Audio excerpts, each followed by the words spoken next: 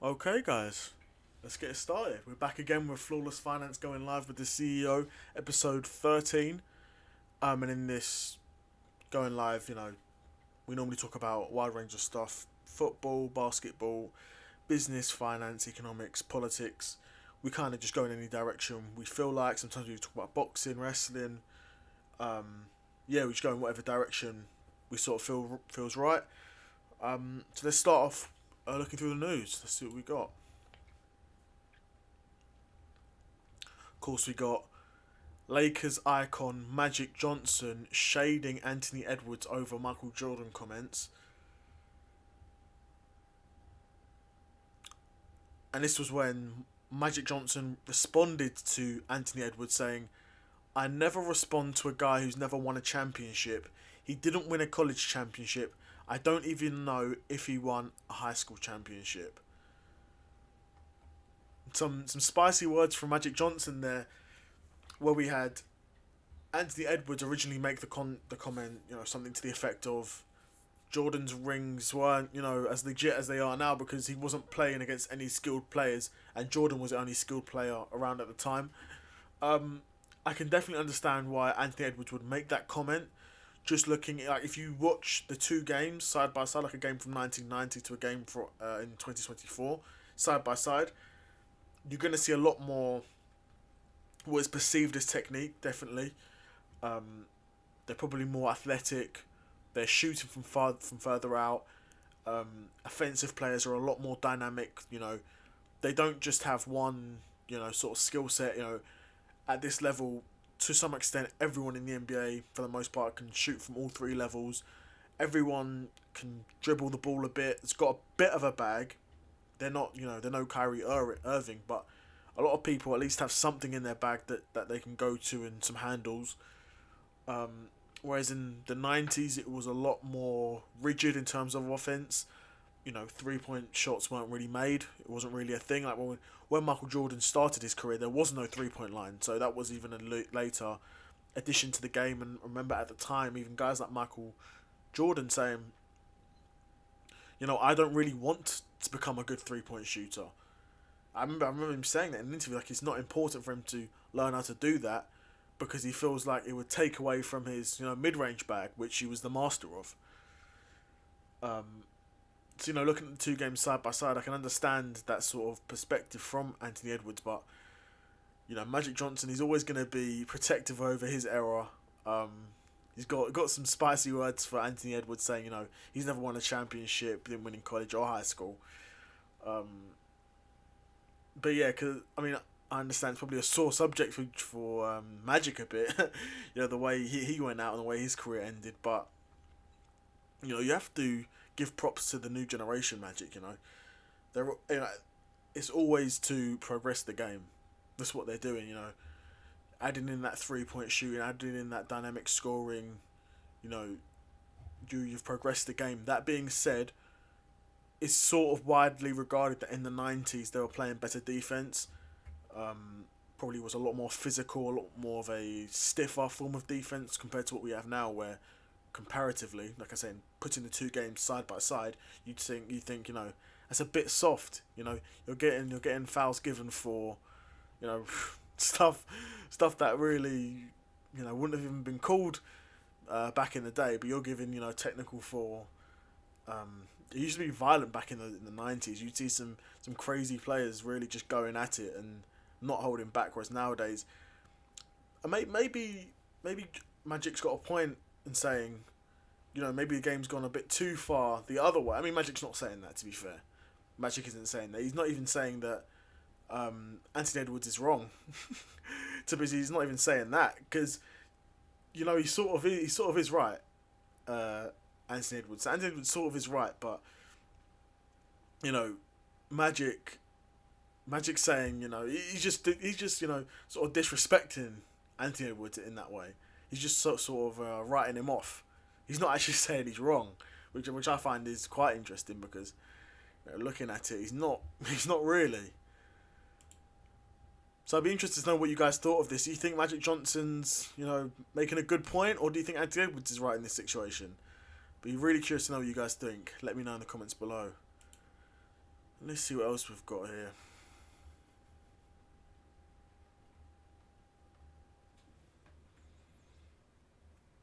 Let's see what else we got here.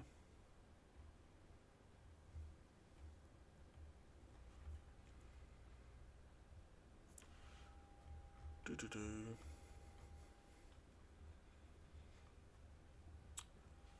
Okay, so Tracy McGrady names his top five scorers of all time: Michael Jordan, Kobe Bryant, Tracy McGrady, Kevin Durant, and Carmelo Anthony. I mean, obviously, it's natural.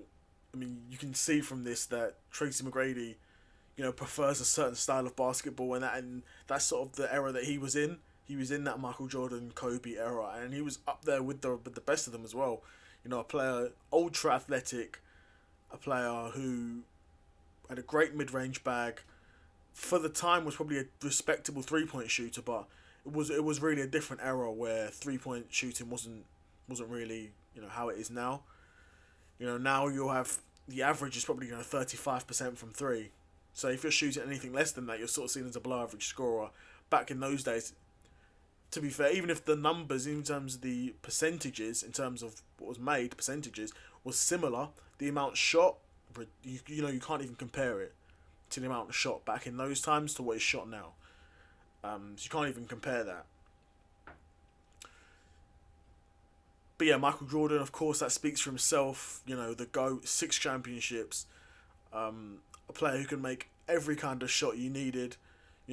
Inside, mid range, couldn't shoot the three, so he couldn't make every shot. He couldn't shoot the three, but a guy who would regularly just face guys up, be 100% smothered, but just have the ultimately smoothest, cleanest release and make a bucket every time. And of course, that mentality, another mentality monster, just like the next guy in Kobe Bryant, huge mentality monster.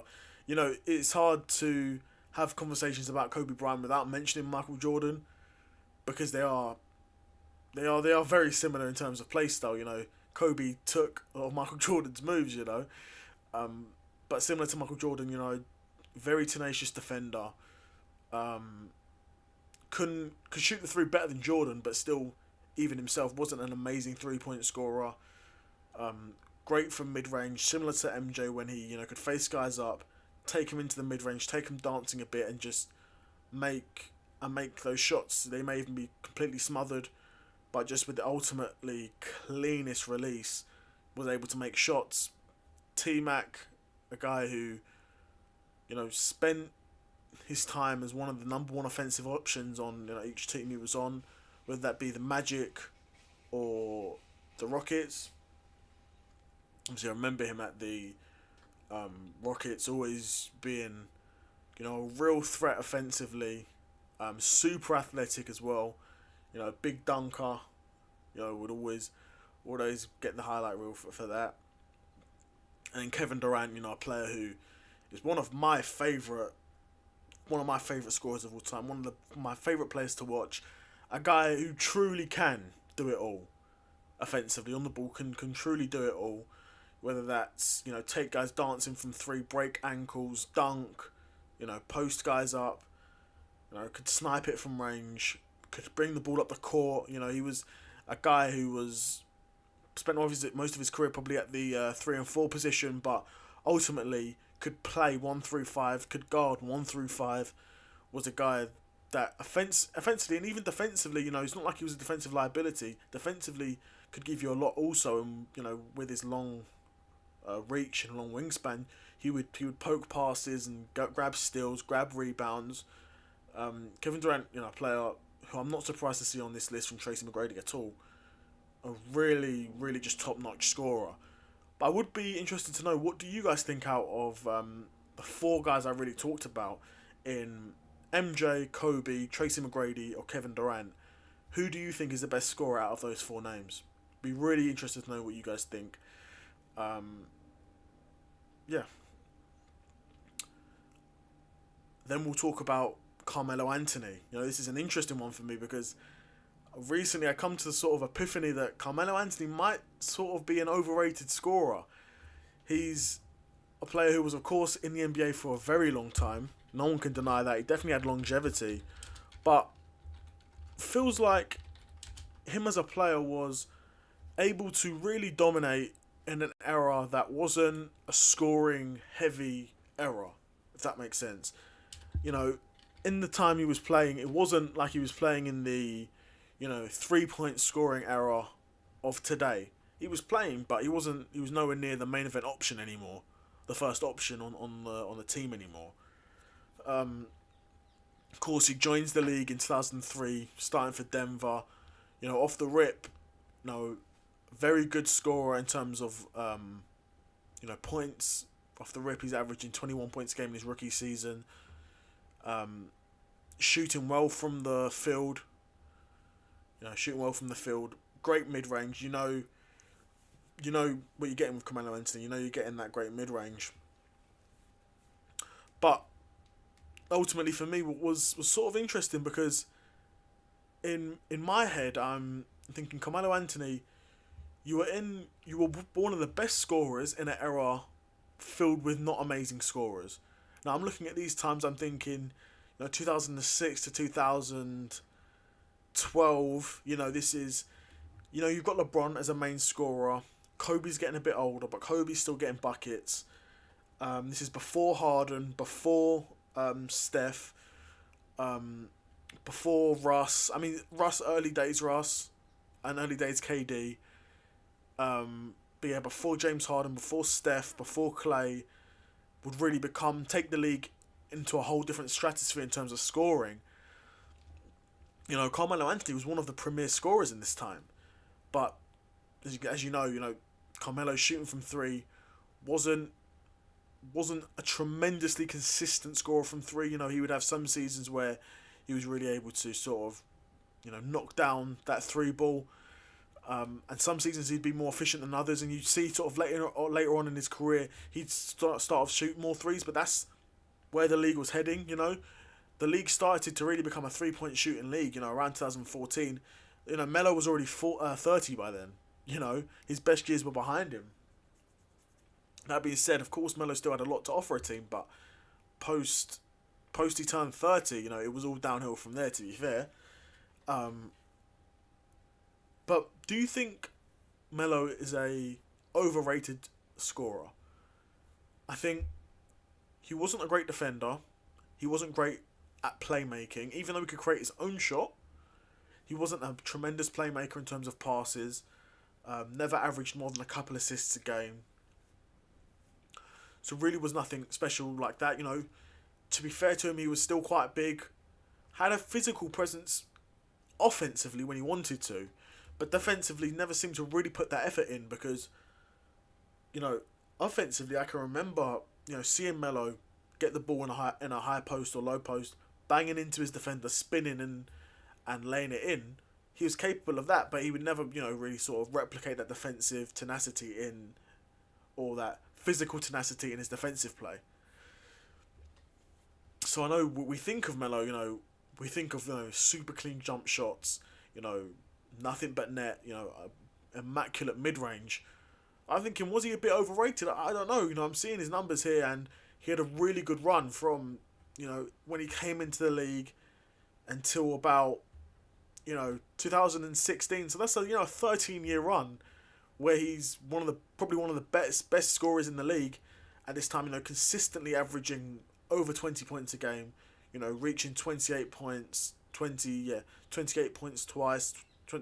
28 points 3 times, 27 points, 24 points, 25 points, 26. Really able to at that point, you're 100% running the offense. Without a shadow of a doubt, you're really running the offense at that point. And was never able to shoot more than 50% from the field. I know it would always be hard because the sort of shots Melo's taking, he's taking these tough mid-ranges, off the dribble, pulling up. And of course, he's playing for a team where even at Denver, to be fair, Denver he did have a bit of help. They would bring in Allen Iverson and Chauncey Billups, I believe he played with at Denver. So he would have some help, but I know particularly in New York, the team was really built around him, and he was playing, every season, 38, 30 points a game, well over 30 points, 30 minutes a game he's playing, by the time he gets to New York. But of course, his time in New York comes to an end, and he goes to OKC, and is sort of a third option there. OKC at that point had Russell Westbrook, Paul George, and would then gain Carmelo Anthony. Carmelo Anthony's really, he goes from being the number one option on the ball pretty much at all times at New York and in Denver, to going from not even a second option in OKC, he's a third option in OKC. But to be fair, as a third option, he still offers OKC 16 points per game and shoots the three at a very nice clip. Shoots from the field at a respectable clip, shoots from three at a league average sort of clip in terms of efficiency, but in terms of 3 points made, actually makes the most in his career, to be fair, which is very interesting because this was sort of the first time we saw Melo sort of out into the corner, pushed out into the corner, because at that point he's a role player. To be honest, that's what it is for him. He's a role player. He's not going to be on the ball every possession. You've got Russ, who's very ball dominant, and you've got PG, who's more than capable on the ball as well, and a lot younger than Melo. So of course the team's going to favour Paul George in that situation, leaving Melo as the third option. But still, 16 points as your third option, very respectable. He would then go to Portland for 2 years, and this was really where we would see, this is past his prime, sort of role player Melo, if you will. Still, given Portland 15 points per game and then 13 points a game, nothing to snuff at all from a 35, 36-year-old player. A guy, first season in Portland was giving them 33 minutes a game, shooting the three at 38%, and then second season would shoot the three from 40%, and that would be his all-time, efficiency from three in terms of efficiency, not in terms of attempts and makes, but in terms of efficiency, that would be his all-time season at the age of 36. So Melo, he did show some staying power in the league. I mean, there's no denying he showed a lot of staying power in the league. He was in the league for, nearly 18 seasons, and was, and in every era of the NBA, Carmelo Anthony has been able to be a player who's able to give you a lot offensively. So even in the early eras, he's coming to the that sort of Kobe era from 2003 to 2010, so that Kobe era, really able to carry that Denver offense on his back. And then you go into the LeBron Miami Heat era, where, Melo was supposed to go to the Miami Heat, but maybe that's another story for another time. But going into that era, he even steps up again at New York and is able to average a career high in nearly 29 points per game, 27 points, 24 points, able to really carry an offense on his back again at two different franchises. In many ways, you could almost say that Melo's had two Hall of Fame careers. If he had his career at Denver, that's a Hall of Fame career in terms of coming in your rookie season and giving them 21 points a game and, never looking back, averaging 28 points per game twice for Denver. Unfortunately, he wasn't able to win a ring with them. Jokic would then end up doing that. But after Joker, Carmelo Anthony is 100% a Denver Nuggets legend. And then in New York, of course, that's a sort of Melo that we all sort of know and remember and love to watch. The smooth jumper, make some amazing shots with that. And even his New York period was, since he left, New York hasn't really had a superstar like Carmelo Anthony. So you'd have, Carmelo Anthony, another Hall of Fame career there at New York. And after that, he didn't have a Hall of Fame career. After that, he was a role player.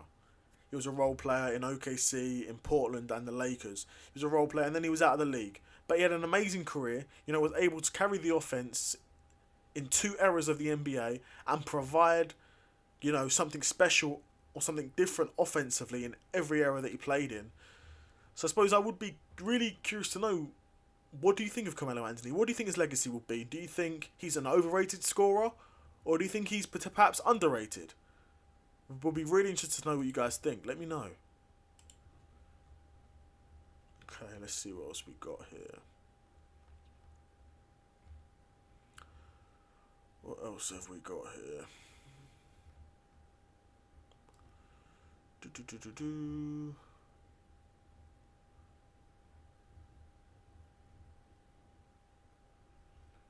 Do, do, do.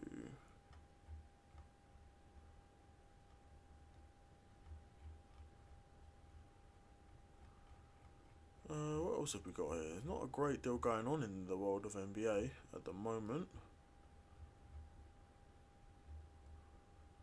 I can't think of anything else. I mean, I might have to have a look and see what else we've got.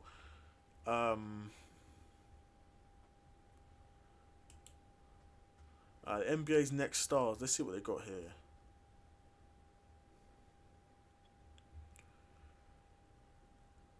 Cade Cunningham from the Detroit Pistons to be one of the NBA's next stars. We're really interested to know what you guys think of this. You know, Cade Cunningham's definitely had kernels of his development were lost at the Detroit Pistons. You know, being the Detroit Pistons, they're a bad team. They're a franchise that, particularly in recent years, has been really poorly run. One of the best things they did do was draft Cade Cunningham, but they really haven't built a formidable squad around him.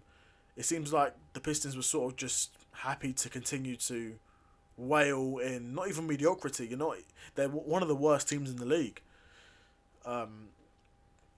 So very interesting to see Cade Cunningham's development. You know, he's averaged 24 points and 7 assists after the All-Star break this season, while converting, you know, over 50% of his pull-up twos rather. You know, he's a really impressive floor general, which I know was one of the main things that I really noticed about Cade coming out of college. Was this guy's a big guard who's got a great feel for the floor and can really be a floor general, and is able to shoot efficiently 2 out of 3 levels. You know, 2 out of 3 levels he can shoot efficiently.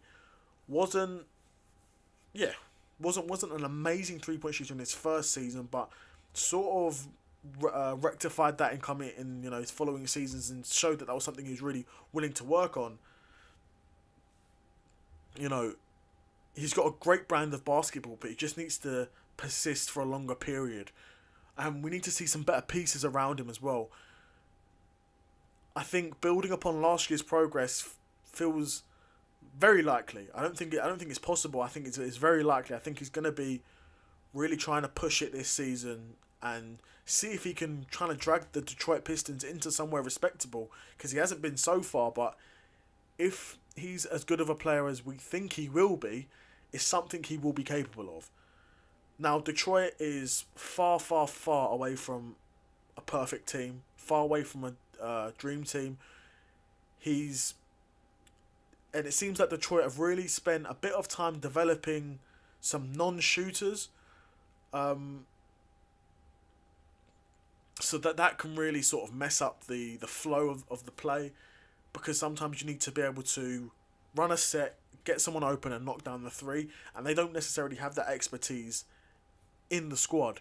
Not necessarily in terms of being able to run the play, because Cade's able to really run those sets brilliantly, but you can run the sets all day long, but you need someone that can actually finish it off. Because it's not always going to be Cade that finishes off these plays.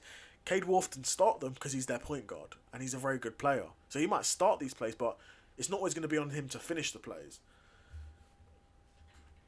They need to optimise the spacing around Cade Cunningham, if you ask me. And once he does that, I think we'll be able to see Cade, a bit better navigate the spacing and the control of the game, and hopefully should relax him a bit more and open up some space for him to become an even better shooter from three. Would be very interesting to see. Be super interested to know what you guys think of Cade Cunningham. Do you think he's one of the NBA's future stars, or do you think he's a bit overhyped? Be super interested to know what you guys think. Let me know.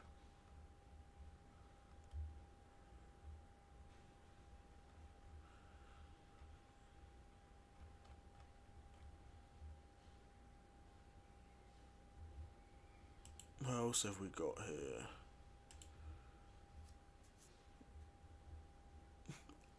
We've also got Chet Holmgren from the OKC Thunder, also a future NBA star. A player who I've been super high on is Chet Holmgren. Of course, missed his first season due to that injury that he got in the Drew League, I believe, by LeBron. Rolled his ankle, messed him up for the entire season.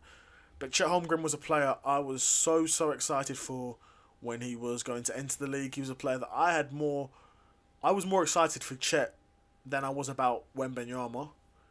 That being said, I think Wembanyama probably will end up being the better player with the higher ceiling. But Chet, I'm still super high on Chet.